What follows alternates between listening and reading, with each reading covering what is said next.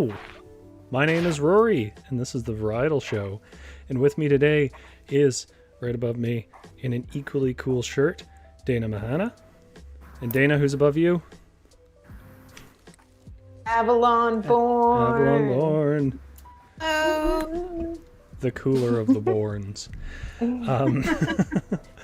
Yeah. Coolest. So chat, let us know if sound is coming through or whether I have made mistakes. And I'll fix them as soon as I can. But for now, chat, how are you guys doing? Let us know in chat if you're having a good day, if you're sunny where you are. It's sunny here. This is The Varietal Show. We're a group of varietal writers. The two lovely people above me are varietal writers. oh, muted. I can hear myself. We got it. Sounds good. Where we just are three writers at this point who get together and talk about writing a little bit, talk about books we like. Hello, Suki. Hello, GS. And talk about and do a little bit of a writing game. So today we're going to do plotting with the characters we created last week with chat. And then at the very end, we do a little bit of unqualified advice, which is where we give, hello, Kataru, where we give a little bit of advice or at least feedback from our experience of writing if you're interested in doing that. And that'll take us about an hour. That's about how long the Varietal Show runs. So hopefully you'll stick around and enjoy your time. Dana, how was your day today? My day was great. You know what I did today, actually? I sat in a cafe and I did my work in the cafe. And that used to be my daily routine of freelancing or working, writing, go to a cafe, sit there, ingest 20 cups of coffee, and I'd be tapping my leg. But laser focus, and then somehow all of the ambiance would just allow me to focus. Whereas when I'm at home and it's so still around me, I'm we've talked about this a million times. I'm I can do my laundry, take the dog out, and bleach my clothes, which I never do. Instead of writing. So yeah, and so it was great. I sat in a cafe for 3 hours, and wow, it was very enjoyable. How about you, Avalon? I worked at my day job today. every weekday. There was some sort of spice on the phrasing of day job that really told the whole story.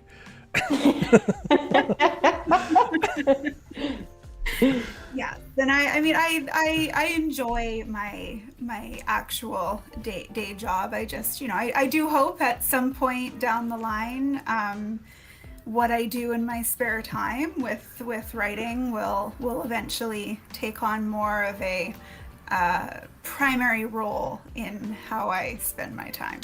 A year max, I say, with this immune to failure that is being on YouTube.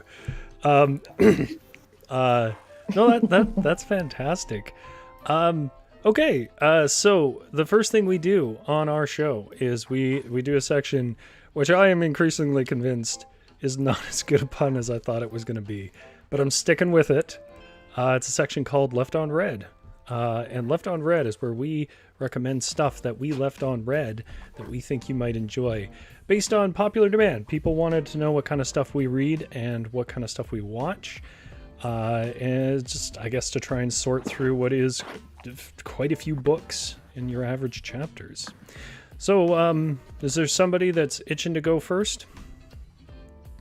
I'll go. By the way, if you're wondering why I'm bouncing, it's because I can hear music you can't. Yeah, that's what I'm where is this music that you're listening to? I can share the playlist on Spotify, but it has to go through your headphones. Okay, yeah, because I'm not dancing and I want to be. Okay. Sorry, go ahead, Dana. Okay. So the jacket is across the room, so I'm not going to grab it. But The book I'm reading right now is called Pedro's Theory by Marcos Gonzalez. And this is actually, I'm reading this for school. So it's technically homework, but I'm like, if I get to read a book for homework, that's pretty sweet. It's a memoir, and it's about the author's life as he's growing up in America. Both his parents are immigrants. His dad is from Mexico and his mom is from Puerto Rico. And he kind of talks about his childhood growing up and his experience like growing up as the son of immigrants, but also he talks about Pedro and Pedro's theory, it's called. So he's talking about himself as a sort of Pedro, and Pedro is like a sort of symbolic person who is like racialized, and he sort of sees himself in all these different Pedros as he grows up. And so he sort of imbues all these different characters with like bits of himself, and it's just like a really interesting sort of like genre bending memoir where he's kind of incorporating essay and memory and story and sort of like fiction, like auto fiction.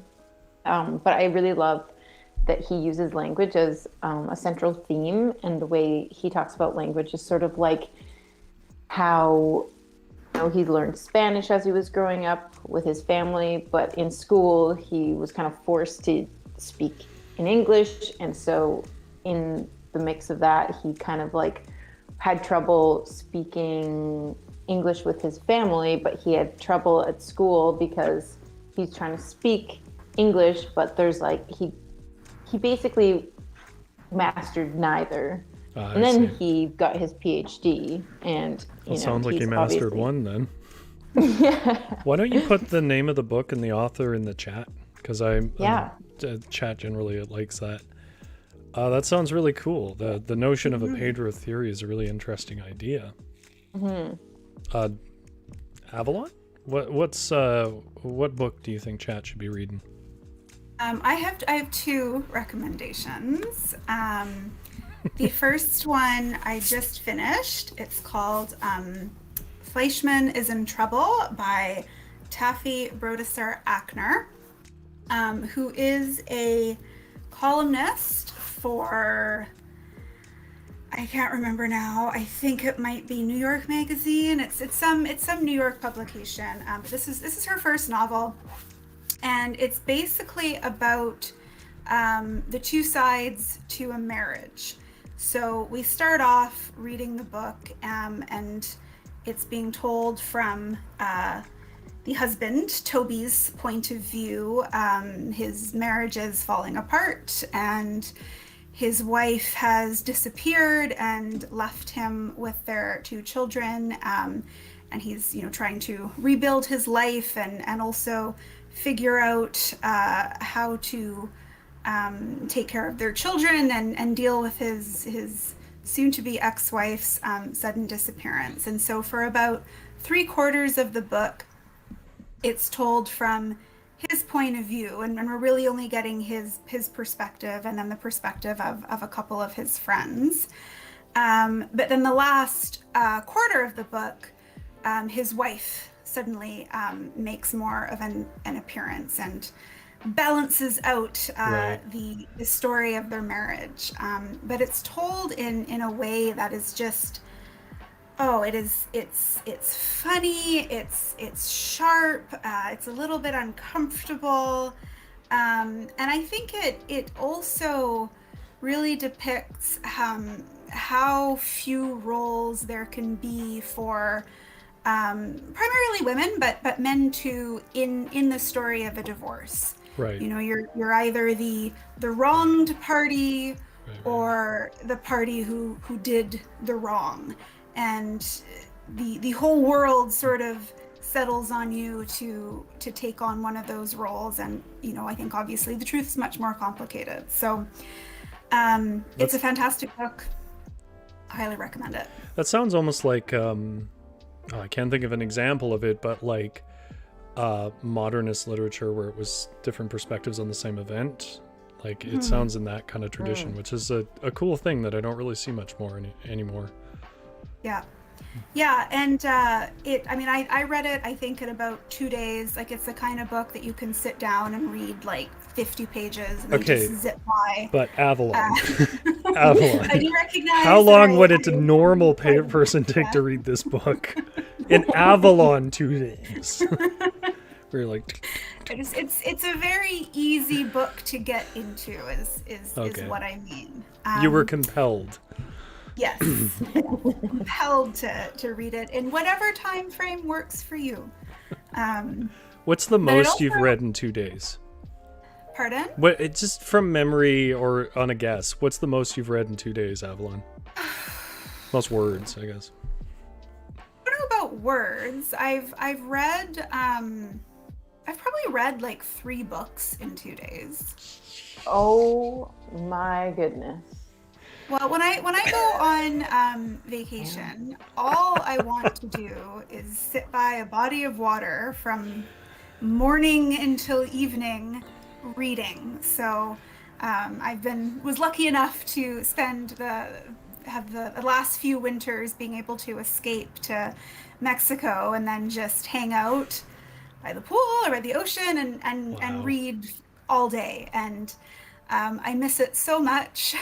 I hope to do it again this coming winter. But I can just being able to read uninterrupted without obligations pulling me from that is my idea of perfection. So sorry, I got you off track. I just wanted chat to have a context of what you can read in 2 days. But I get the point is that it was compelling. Much above average. I think that's a really cool concept. What was your second book? Well, the second book, building on that concept, this one's a little bit, it's been around for a little while, but Fates and Furies by Lauren Groff. So familiar.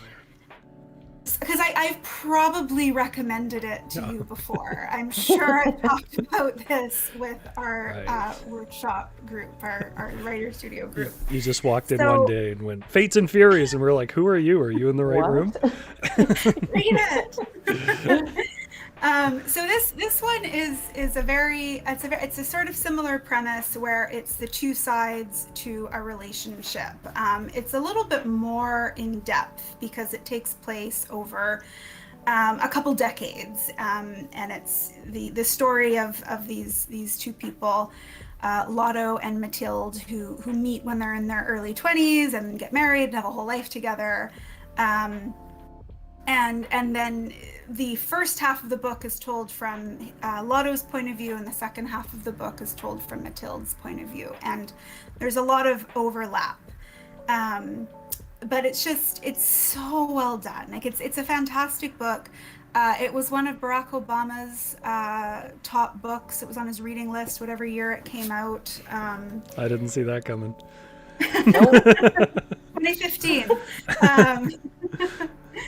But it's fascinating because you read it and you think you kind of know where it's going, and that okay, all right, so we're getting this guy's perspective, and obviously there's a bit more going on with these events that he's describing, and the way that he describes his wife is very one-dimensional. So it sort of sets you up to think, okay, like there's a lot more going on, and there is, but it not necessarily in the way that you would think upon reading the first half. So very well, the writing is fantastic as well. It's just very vibrant.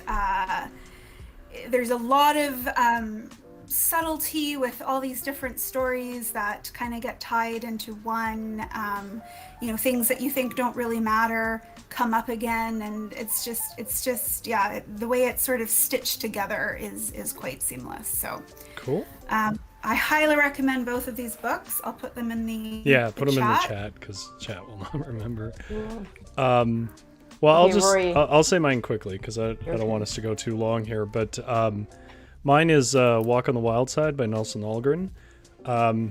It is a book that I've hesitated to recommend because I think you'll read it and be like, where the hell is this book going and why did Rory recommend it? The answer is the book is going nowhere. I mean, it does have a plot, but it's not really that kind of book. It's truly a story of a person who rides rails during kind of the post-depression-ish era, pre-war, as a kid, and then just his events through life. For some reason, we had like 7 viewers and they cut off right away, so I think there's a problem with YouTube. I'm sure they will be back. That is an unusual pattern, unless we said something deeply offensive to even friends and family. Oh dear. So it could just be reading wrong. Or maybe they kick them out, which YouTube sometimes does. But anyways, we'll carry on. Walk on the Wild Side by Nelson Algren. I am not in a position to put that in chat right now, so I apologize, but I can put it as a comment later. It's a long book. It's a book to chip away at. There's lots of characters that don't really come up again. It's very much a wandering novel in the traditions of sort of the Beats. I think it's more fleshed out and thoughtful than a lot of the Beats writing, but that's my recommendation, which means that it is time for our LitGames. Yes. I really need like a musical sting or something like dun dun dun. Yeah, like one of those sound effect boards. Yeah, that's right. Yeah. I need one of those Twitch streamer puts up little gifs of like cats throwing confetti. I really need to lean into the garish culture of streaming. Enough with this calm, cool cafe atmosphere. Okay, so our light game today is we are going to just give me a second here. Oh, there's some there's some ambiance sounds to doing. Yeah, it's my street has quite a bit of vibrancy. That's the word, vibrancy. Okay, so you missed the power washing that was happening. I'm sure that would have been great. Come for our power washing ASMR. So we took pictures last week. We took stock pictures. So we have one here, and unfortunately, the only way you guys can see it is by looking at them in chat, or you can look at them on the Google Doc. The gentleman in the clean, I was going to say white, but it's not really white shirt. This lady here and this lady here. And I'm just going to remind chat of what those characters were before I talk about what we're going to do. So the first character was Jason Lee. He is an amateur stock trader / Bitcoin trader. He collects high-end sneakers. He has enrolled in the military hoping for a tech position, so his background in the making a How to Bitcoin WordPress page can be utilized. He has a younger brother, Belix, who his parents are terribly disappointed in. He spends a fortune on simple clothes that he tries to pass off as casual or gym clothes. He's way too into his car, which is a 1999 Mitsubishi Lancer Evo. He has spent most of his money on interior detailing of that car. It doesn't say that, but that's what that means. The second one was this lady here. Her name is Verna Osmos, or Osmos. It was written, who knows. Great name. Yeah, chat came up with that one. Her occupation is a former music teacher, now professor of women's lit at UVic. She lives with her partner on a houseboat. She secretly moonlights as a bank robber, but just does it for fun and burns the money. Loves going for walks and can name most plants. Knows what mushrooms to forage. In her youth, she was a champion kickboxer. Has a tattoo of a magpie, a bird known to steal shiny things, and wears handmade feather earrings. That's Verna Osmos.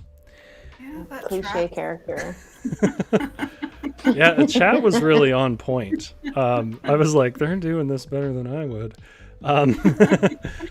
And then there was this lovely lady here who is named Evangeline Midge Quanta. There's a reason why her name is that, which I'll get to. Her occupation is a hacker / backup dancer. She was born 200 years in the future. There was a solar event called The Happening that threw her permanently back in time as a 14-year-old. She was training as a war priestess to take over her mother's mantle. She fended for herself on the mean streets of Victoria for the next 7 years, eventually taking up jazz ballet and capoeira, which is dancing Brazilian fighting style, and spending her nights hacking because she knows what Elon Musk does in the future. Has a and that was a chat recommendation, so I don't have to put coins in the Elon jar. Thank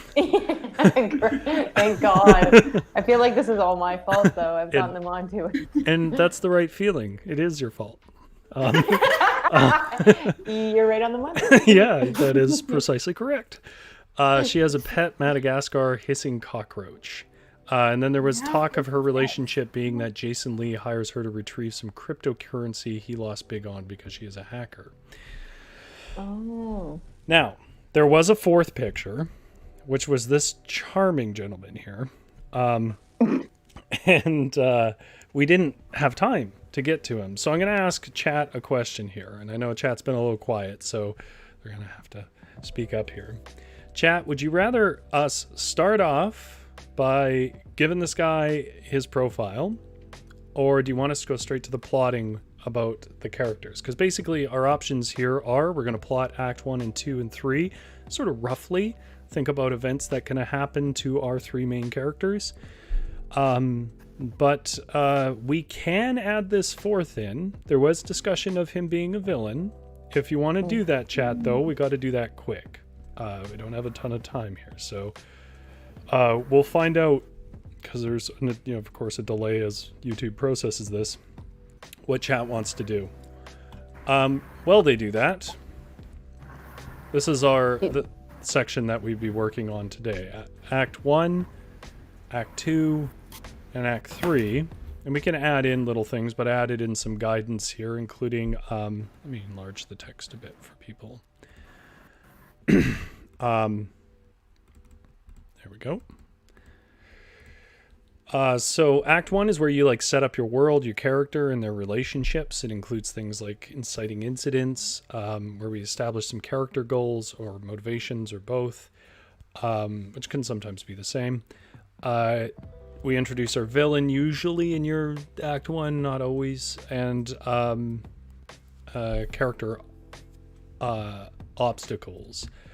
So things that are getting in their way of them achieving their goal up to the first climax.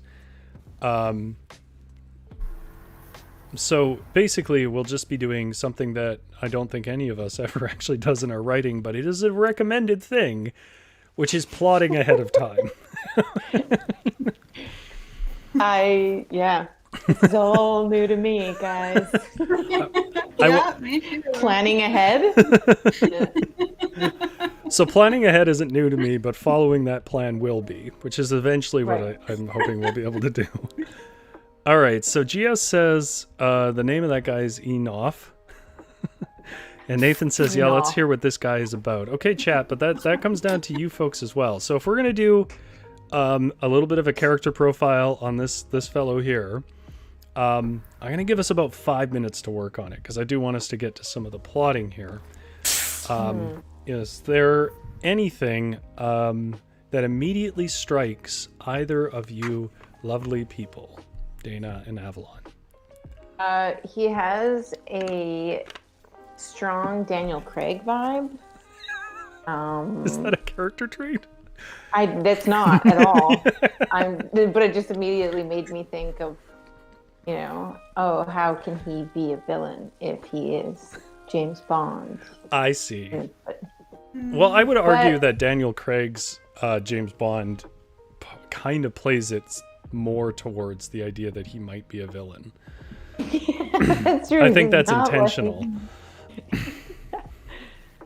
I think that this gentleman looks like he may have had facial reconstruction surgery. I'm into it. Okay, facial. Oh, Okay, has cool. had. Oh, Oh yes, GS said the name was Enoff. I like that name. Yeah, chat. Chat. Next time I need a name in a book, I'm just gonna go live, and I'm gonna say, guys, I'm writing. This is like 5 minutes. Give me a name, because all your names are better than what 4 hours of googling gets me.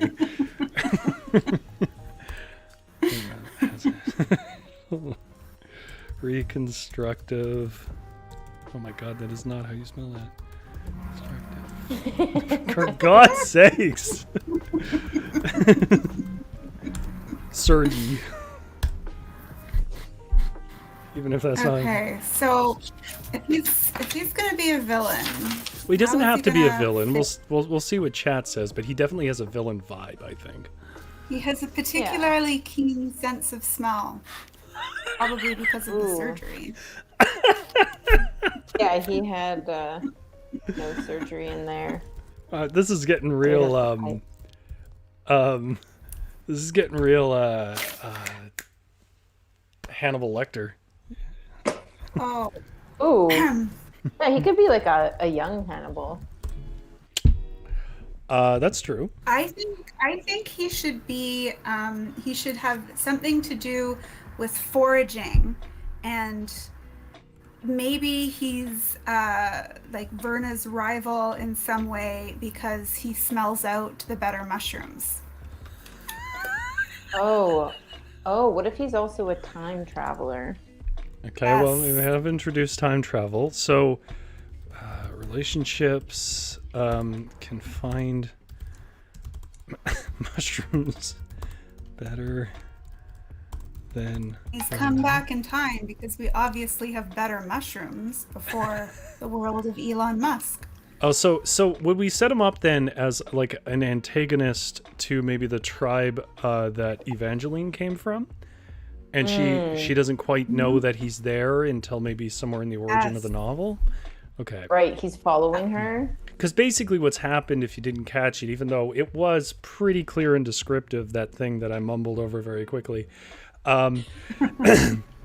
Evangeline came when she was 14, but she's like 19 or 20 now. So she's been here for a few years. Okay. So if this event knocked other people back in time, they would have also spent some time sort of ingratiating themselves in their environment. Oh, Nathan says he's from the past.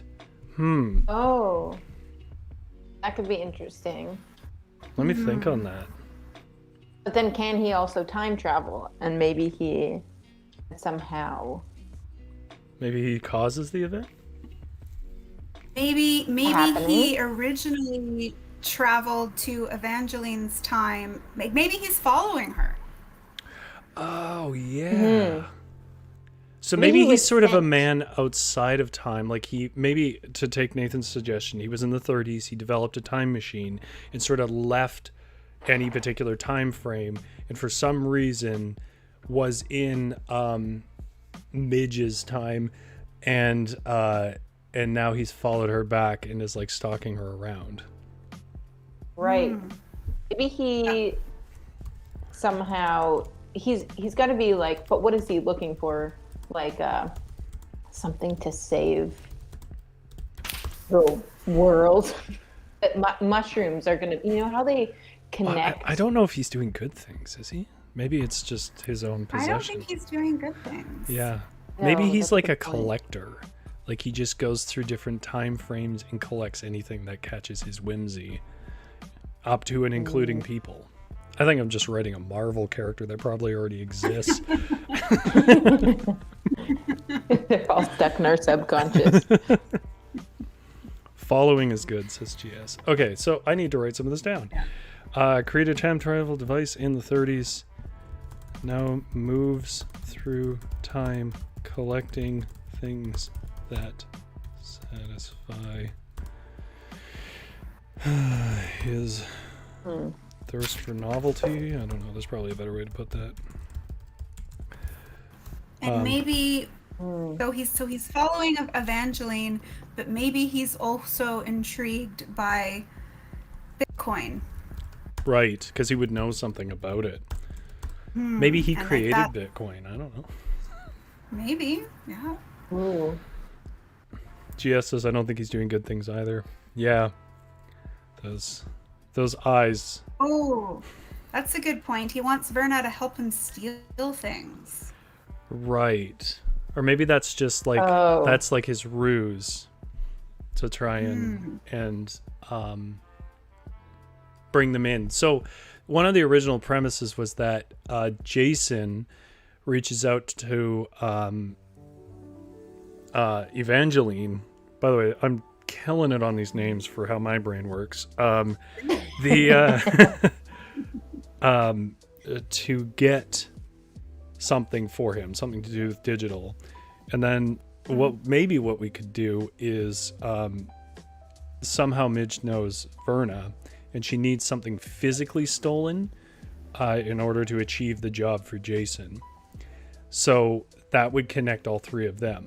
And maybe they like pull off a gig and they're sort of a unit, and then he chooses that time to come and hire them to like get closer to her. Does that make sense, or did I just talk to myself? No, I think I just got lost at the end there. So then Enoch hires them to get something, but okay. Yeah. Does that make sense? I don't want to lose everybody here. What if he's just trying to steal these ideas and bring them back to the 1930s so he can like gain wealth and power? And I do feel like it's wealth and power. I'll tell you my perspective. We don't have to go this way. He's like a rich kid who had everything. And it got to the point, but he's also very intelligent, obviously, or else how are we going to justify him creating a time travel device? But he like so many like intelligent psychopath type characters who had a lot of money and all his whims met, gets bored. And so he just is reaching for greater and greater like novelty or thrills or something like that in like an art collector, but on an extreme level. That is annoying. And maybe like if he's from the 30s, then maybe he lived through the Great Depression, or at least the crash, and so maybe his like family lost their wealth. And so now good. he has this constant need to for wealth and for power to insulate himself from ever being in that position again. And now he's got the time traveling machine, so he can go find things that he thinks will bring him wealth and power. I like this. And not something specific though, says Jess. Yeah, I think we'll circle down to what exactly he wants in a minute. But I think I think your point is really cool. So like he sort of faced tragedy in losing all his wealth, and maybe that sort of pushed him to get a part of a criminal element to get a bunch of money to create this device. And now maybe like at first it was noble, like I will find a way to use this to bring money, but like he hasn't been back in like 100 years or something because he's moving around time. Because it wouldn't matter. As soon as he goes back, it would be a moment, but he's like slowly moved away from any sense of place or time. Okay. Right? Yeah. He lands in 2008 and he's like, oh no, I gotta double down. This is terrible. Do we want the family to still be alive, or like did they die and then he created this? No, I think they died. Yeah, I was gonna say I think they died. I think they died. His family died in poverty during the Depression. Yeah. Maybe someone killed themselves out of shame for losing all the money. This is getting real Avalon.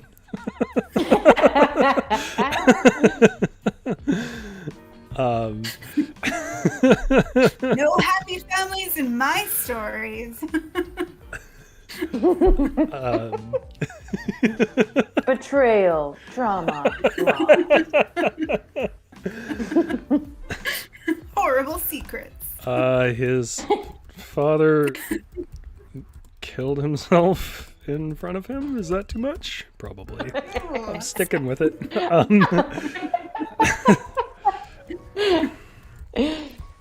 We can always pare down later. GS also says that he's very deliberate. I don't think he's wandering. Well, wandering Right, through he's got a time. plan. But, yeah, I mean... Looking for something specific. Yeah. He's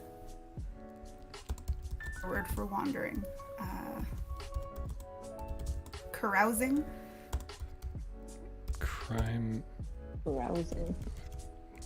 Criminal underworld, I guess. Criminal underworld.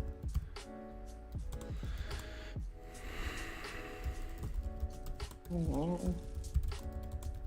He's had a tough go. Yeah, I mean, that makes a good villain, right? Yeah, Yeah. absolutely. For him to be more fleshed out than any character in the story.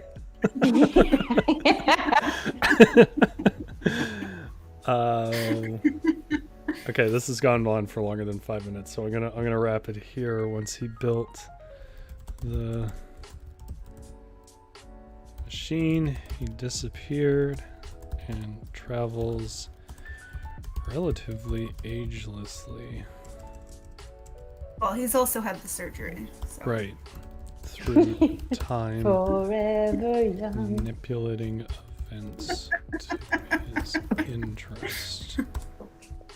Man, I wish we could have all these musical cues. That'd be so cool. I mean, we could, but you still couldn't hear them. If we Look ever, at a DJ. if we ever get a chance to be in the same room together, there are things that I can do that would work better.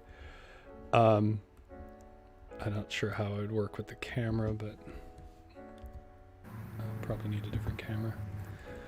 This is what people came here to hear about. So his occupation is time traveling criminal dude. Ominous time traveler. Ominous time traveler, right? Young. Ominous time traveling criminal dude and full-time I think my stalker. favorite part of his overview is the relationship section. Where it just says better than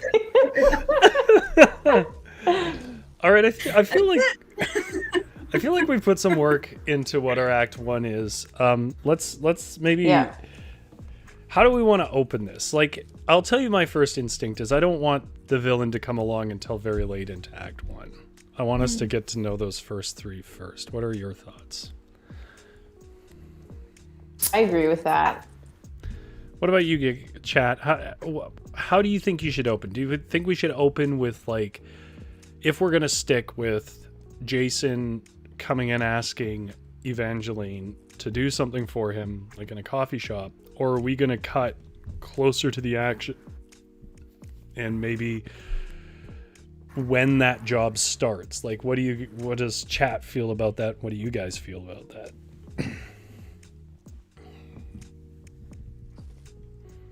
Yeah, I think that I feel like we should start with Jason, showing him and like his cool clothes, hanging out in his car doing what he does, and then he's probably on some, like, what is that, like, stock app that everyone uses? I don't remember. You can trade like stocks. I don't know. It's very popular. Can't think of the name. All the stocks I trade, you think I'd know?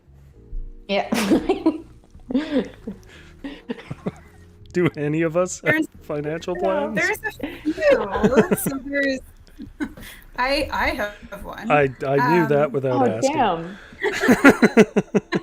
I have the wealth simple trade. That's not the trendy one though. I think the trendy one is Oh my God. Robinhood or, Why are we talking about stock trading apps? Listen, this is something Jason is invested in. I don't think the brand matters. I'm just Okay, putting it out so we can make it up. We'll call it bits a lot. Bit swap. Bit swap. That's got to be a thing. Oh, I love it. I love it. Jason is using bit swap. So I guess we kind of start maybe with Jason's inciting incident, in the sense that something has to go wrong with some sort of trade where he feels compelled to go to a hacker to try and get money back. This is where my expertise drops off. Oh, my mom makes a good point there, focusing on his car after carefully choosing his wardrobe.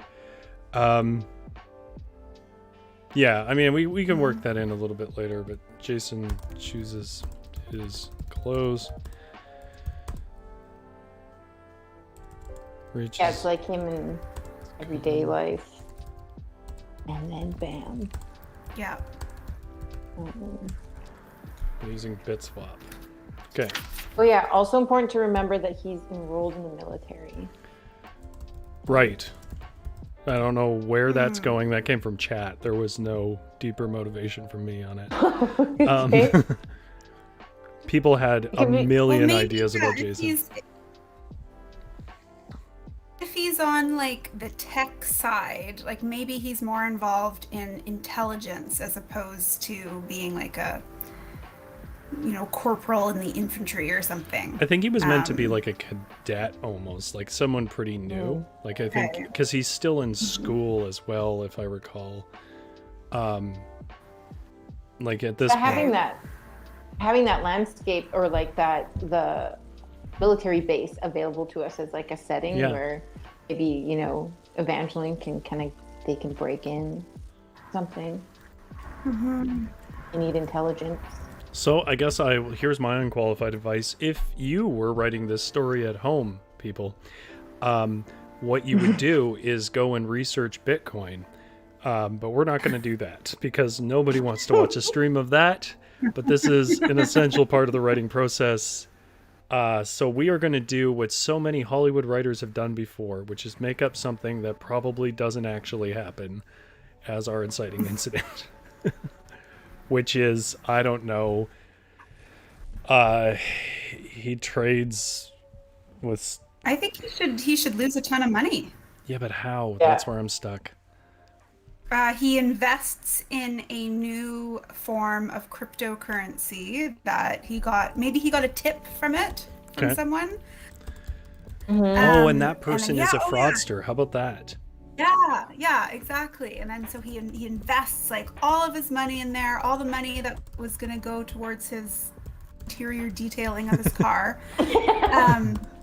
Invests it all, and like it shoots up, and then it just drops down, and like he's lost all of it. Right, but he has to have like borrowed some money from someone. So like, yes, okay, to raise the stakes.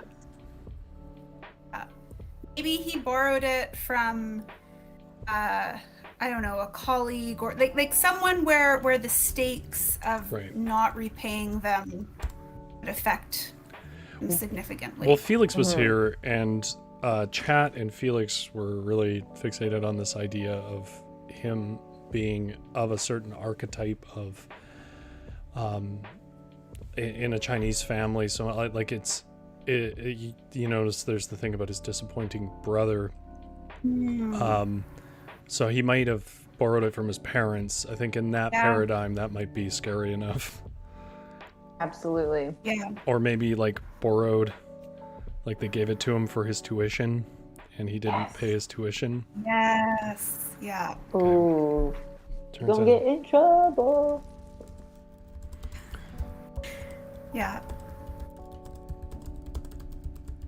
Okay. This was like what happened. And maybe too, there's like they're not paying for Felix or whatever his name is. They're not paying for his tuition because he's done so poorly. So there's like double pressure on Jason to do well. I like that. Yeah. I'm not sure if I'm going to put that down as a plot point, but I should have a place for notes. I mean, I guess that's kind of an inciting incident. Kind of. Well, I think it's, one of the problems that I have with these plot structures is that they are so malleable. Like they always get presented like they're really black and white, but they are not.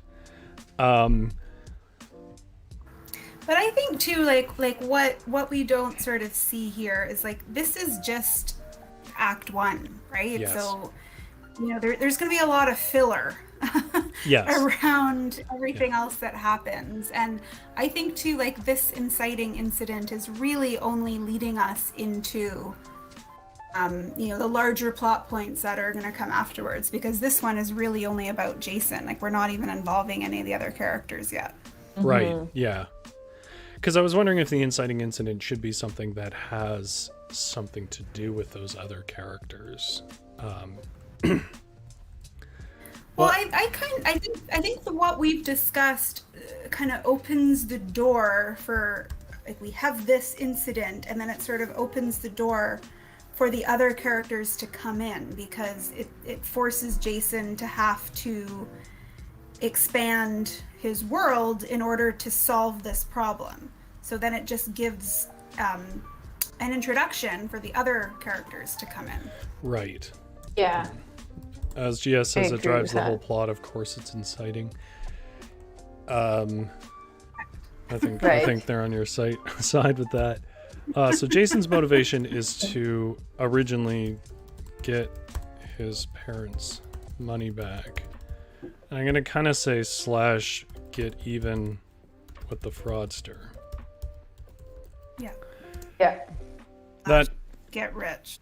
I mean, I guess Get that's rich not quick. really motivations as much as it's goals, but let's just merge those together for now. His motivation might be to impress his parents. I don't know. This is reminding me of like a strategic plan writing exercise now, where we spend like 20 minutes deciding what the differences are between motivations and goals. I'm trying to ignore the flashbacks I'm getting. Okay, so I'm gonna say that, well, I mean, we've established a character obstacle, which is fraudster has money. I'm just gonna let my dog out into the hallway because she's whining. That's okay. Quick, while she's gone. Let's do something. Okay, so it feels like the villain is going to come much later. The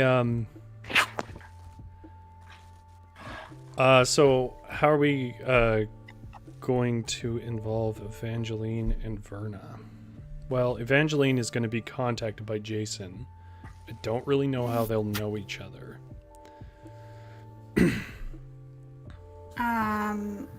Well, maybe he met her at a jazz ballet event.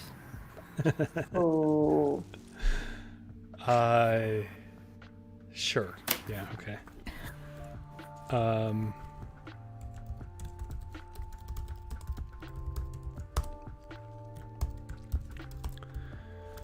Maybe his brother does jazz ballet. Felix. Yes. Or maybe Felix just hangs around those events as like a way to meet people. I mean, that was definitely the vibe they were giving Jason in chat last week. That he was really sleepy. But then Jason has to go pick up his brother. Yeah, and also I was going to say he's trying to support his brother because his parents don't support him in jazz ballet. Mm-hmm. So that there's some sympathy for this character, who is otherwise probably going to be a bit of a douchebag. Jason was being supportive of his brother because his parents... So I guess this is also set in Victoria, because this is where... Okay. This is where Evangeline lives. Logically. And Verna. Right. Professor Ubik.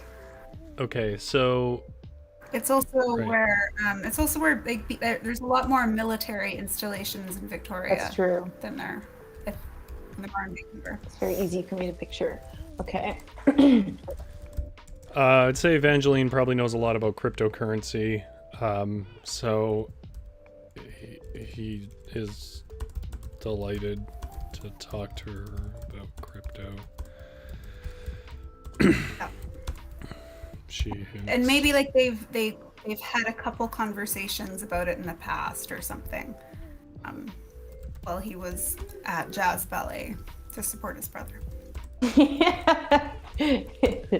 Naturally came up. GS says Victoria, the jazz ballet capital. Chat, feel free to drop more stuff in. If this isn't just us. I really enjoyed creating characters last week. This meeting should be fleshed out a little bit more. Like, for sure. How would they have, discovered this commonality? Maybe Belix starts complaining to his brother about this weird girl who only talks about Bitcoin or something. And yeah, I think I'm gonna kind of figure some of that out when we write a paragraph. I'm not trying to do scene summaries. I'm trying to avoid that because I don't think I have that much time. We only have about 5 or 6 more minutes. I don't think we're gonna get through all the acts. I think you could just get her to wear a T-shirt with some ridiculous Bitcoin saying on it. It's funny It's funny you should say that, Avalon, because Felix contacted me today and he was asking me about how do I get certain characters to move somewhere while not sort of admitting that I just for story reasons want them to be there. And I was like, well, don't overthink it. Sometimes you can just be like, I'm hungry, and they move there, and it's on the way, and they notice something or whatever. Or you can just have them talk and never explain why they're going there or whatever. The audience doesn't notice things like this. So you're right. Jason then contacts her when he can to ask about stealing his money back. Okay, the last thing I want to set up is how Verna comes into this. So my thinking was Verna does physical theft. So maybe there is something about the hack that she needs to do where there has to be somebody who physically connects something or whatever. Okay. Yeah. I gotta say, I'm getting way too into this story. Since we came up with that villain and the time traveling element, I'm into it. Maybe they need some sort of physical piece of tech or something. I don't know. Okay, so we'll just say needs to put MacGuffin in. MacGuffin. The USB with the codes on right. it that no company would ever do ever. In the physical server. She contacts Verna and all three arrange to meet while collecting mushrooms. Obviously. Yeah, because there'd be no one there to listen. And then they can discuss their heist. Do we want to have that other guy out there collecting it just as a passerby? Maybe in the background. Yeah. Or it's not clear yet who he actually is. They just see some guy with amazing bone structure in the background. Walks through this meeting and briefly discusses morels. The finest Not to be of confused mushrooms. with morals. Yeah, that's right. Of which he has none. Oh, well, I think that's an interesting first act. I mean, and then basically they would do the heist. And I think the climax would be whatever brings Enoff in about that. Yeah. Does anybody have any Yeah. ideas right now? Because I don't.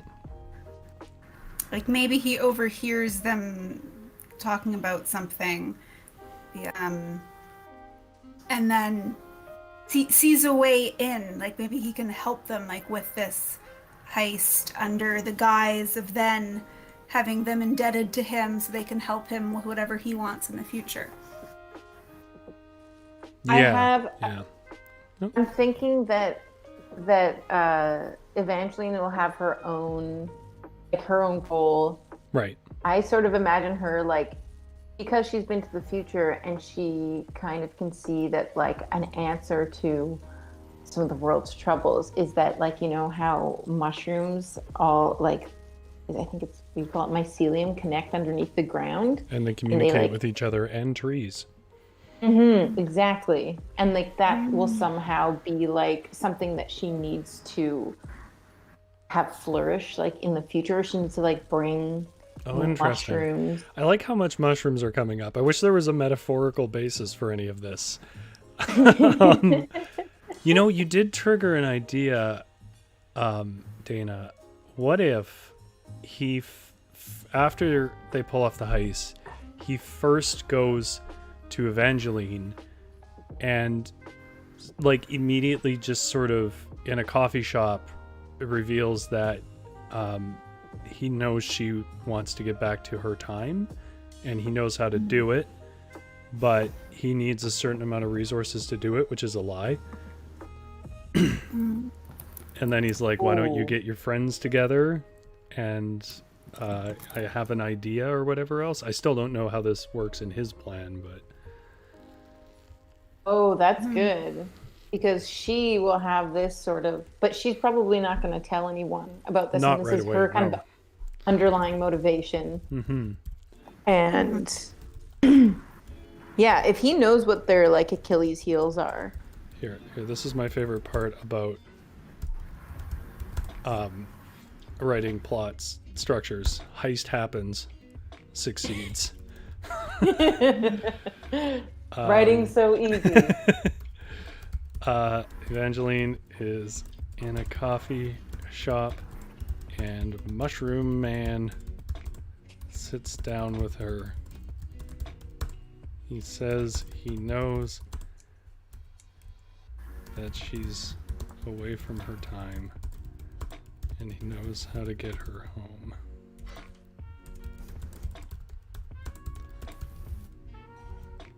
And I think I like the incorporation of mushrooms. I think we should do more of that.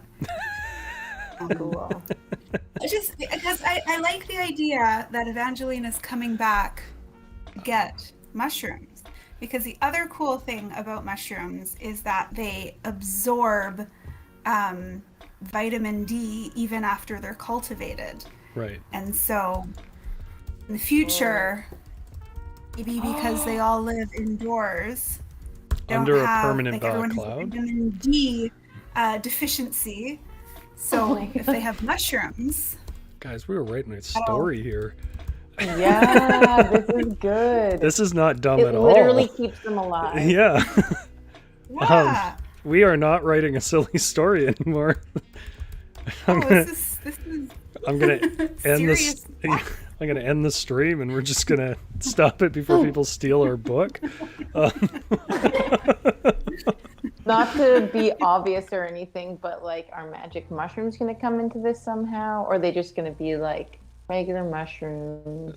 GS makes a good point. She'll wonder how he knew about her, and will feel he holds the cards. Yeah, he'll be mysterious. I like the idea too, because here's the thing, chat. Like at this point, because we did the backstories together, we know who the villain is. But of course, in the plot, we haven't established that, and it's you got to keep that in mind. So they wouldn't know that this is a menacing person. And I have still not figured out how they are menacing. So, yeah, I'll figure that out next week or something. Okay, no magic mushrooms is the vote. I Okay. think that's good. I Yeah, think no regular magic. mushrooms are Yeah. magical enough. Yeah, they're Yeah. super. It's hard for me not to give mushroom facts. They're so weird. So we'll call that the the Act 1 climax. I want to find a way to work these other people in a more fundamental way, but so that they're somehow connected to all of this. Like there's a reason why he wants these three together, but I don't have any ideas right now, and we're kind of out of time. So, homework. So he research Bitcoin and go watch the documentary. Fantastic fun guy. Yeah. If you haven't seen that, by the way, wow, that's a magical bit of positive information in your life, and it makes the world seem like there's so much hope. Highly recommend that doc. Okay. Two things I like about this, and one thing I don't. First thing I like about this is how much this person has gained depth and come to life, the villain. I like that the emerging lead is Evangeline. I think that her character is one of the most interesting. The thing I don't like so far is we haven't worked in Verna, but we're kind of out of time, so we can do that next week if we want. This is like the I'm also okay with not having like a fulsome introduction for each character at the beginning. True. Like, I think you can sort of build a bit more tension or suspense or whatever by just giving little bits, and then maybe Verna has more of a role like in the second act. Yeah, I like that too. I feel like the person that I can see having a relationship, a stronger, deeper, more relationship to explore is Evangeline. Yeah. All right. Well, we didn't get to Act 2 or 3, but we can do that next week if we want. Hopefully chat is enjoying this story so far. Anyways. Is there anything left that you guys want to add before we shift on to some unqualified advice? No, I'm just excited for this story. Yeah, I know. Me too. I think it's shaping up to to really be something. The thing is I fear that chat is going to perceive this as me being like everything's positive when you're on the air, but it's not. The story's actually pretty interesting. Doesn't mean it would work on the page. Who knows? Like, until you write it out, you never know. It might wind up being too absurd and complex and hard to write, and then it doesn't work. But well, I think that sort of leads us to what I think many writers find the challenge with doing these sorts of outlines is that it's all well and good to sort of slot everything into these different categories. But often when you're actually doing the writing, it's not going to follow this very carefully laid out path, and you're going to go into completely different directions. And I think it's very easy to feel discouraged if you think you're telling one story and it turns into something else. But I think that's just quite, how the process works quite often. So I think outlines can be helpful to a point, but you shouldn't feel constrained by them. And because you were giving such great advice, I actually already swapped us over to unqualified advice. You stole my piece of advice. But I'll build on that and say that, yeah, likewise, it's nice to have an outline, but allow there to be some spontaneity that happens. Because I think that with what we're doing with this exercise is we're starting with characters, which I was having this conversation with someone the other day about how you can sometimes try to tell a story based on like the plot, and then you create characters to fit into it. But if you start with characters, like, for example, I think this is what Guy Ritchie did in Snatch, is he kind of built stories around characters and then intertwined those stories. So it was kind of like a bunch of short stories that all kind of interacted somehow. And so I think that building a story off of these characters is a really cool way to kind of have a very, also like a natural plot, because you're like, how would this character act? And you create the story around it rather than trying to jam characters to fit into a plot. So I think that this is a really cool exercise I'm enjoying it. Yeah. Yeah, in writing a story. I completely agree with you. I'm all in for for kind of character driven narrative. I mean, it is not the only way, I should say, but I think in recent years, that is the main thing that audiences go for. There were times, I should say, in the history of writing where it was basically plot, and then you just hung these shells of characters off it that fit it. And basically, I mean, I think you could track this to many different people, like Dostoevsky and things like that. But I mean, in North American canon, I think a lot of the original credit goes to people like Hemingway and Fitzgerald and the Beats and Faulkner, and these people that, I mean, obviously there's more than that, but these people that really were character based. Who is that Southern writer? She wrote a very famous short story about a guy who's going to kill Flannery O'Connor. Ooh. I have one of her books. Yeah, she's fantastic. She's a really great writer. Her book was not as good as I wanted it to be. I would still recommend it, but she's Bob Dylan actually wrote a song based on one of her short stories. What is it called? It's All Over Now, Baby Blue.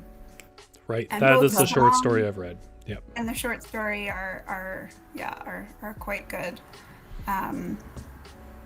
Yeah. Anyways, there is your unqualified advice. If you guys could put it in an acorn shaped little sentence, what would it be? Don't let the plot drive you. Drive the plot. Yeah, let the characters write the story. Yeah. Characters lead the way. Yeah. What plot really is events that can happen, and then how your characters respond and react to those events determine really how the next thing is going to work. And what can happen then is if they react in ways that you don't expect on the page, sometimes you just have to abandon events because it's clear they wouldn't do it. And that's where plotting becomes problematic. Yeah. All right, well, there's our unqualified advice. So what did we do today? Well, we gave recommendations of books, which again, they were in the chat, but chat's pushed it away. So we will put it, each of us will comment on this video our recommended book if that's something you want to try out or read. We took the characters that we created last week and we developed a bit of an outline for Act 1. We also built up this villain, Enoff. Next week I think we'll look at... we can look at this again. We'll see how chat feels about it. If you guys want us to try some other stuff, I have other ideas too.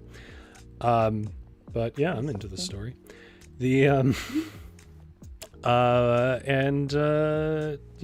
So make sure that you give this video a like if you haven't already. And if you aren't subscribed, please subscribe. It means so much to me personally.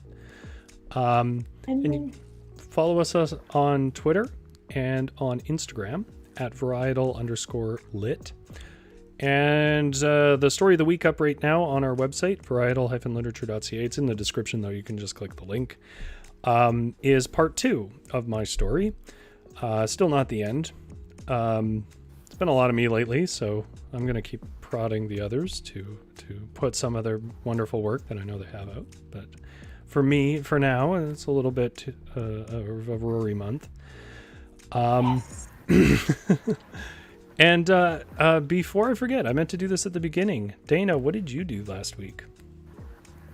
What did I do last week? Just in general? No. Something very specific on a Sunday.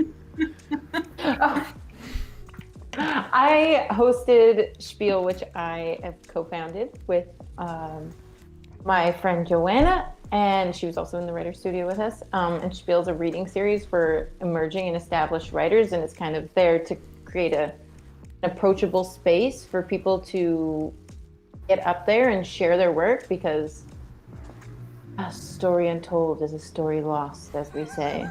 And Rory did a reading, and it was very cool. Such a great short story. Thank you. Yeah, so it's really been a fun venture. So you can check it out at Spiel_Vancouver on Instagram, Facebook. I'll pop something in the comments so you can. Yeah. And just to be clear, that is a YouTube video that you can watch. It's 20 minutes long, and there's a few writers, 3-minute segments. So it's an easy watch. And yeah, whenever I do something for Spiel, it's one-off. Like I write it for Spiel, and I perform it there, and I never do anything else with it. So if you want to see it, that's the only place you'll be able to see it.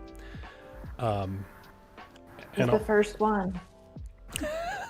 Yeah, there was some money involved in that.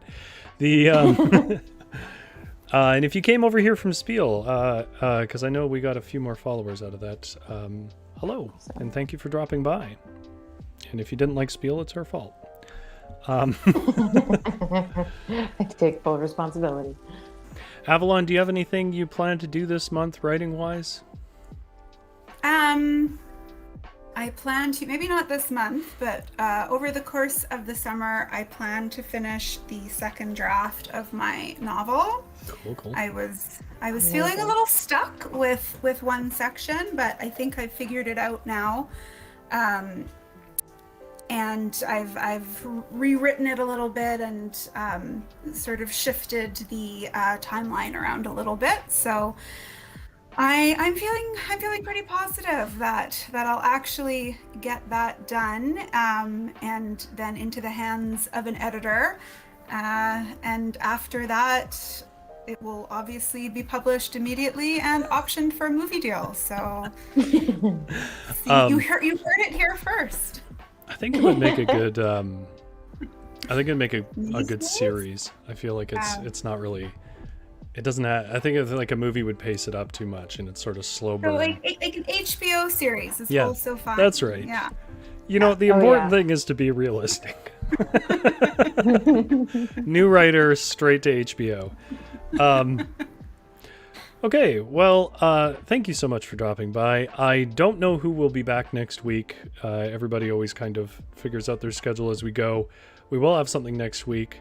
I am figuring out when is the best time for us to have Felix come and read his story that he had given to, what's the name of it?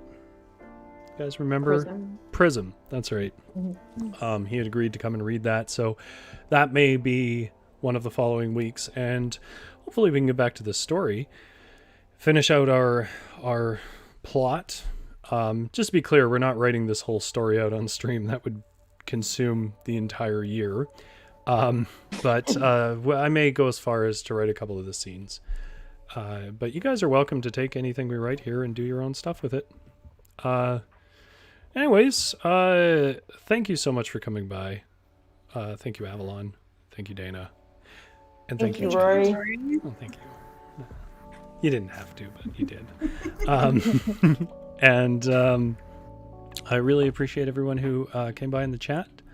I love you guys for coming here, and I will see you on Tuesday, reading more of my silly fairy tales. Bye. Bye. Bye. Thank you.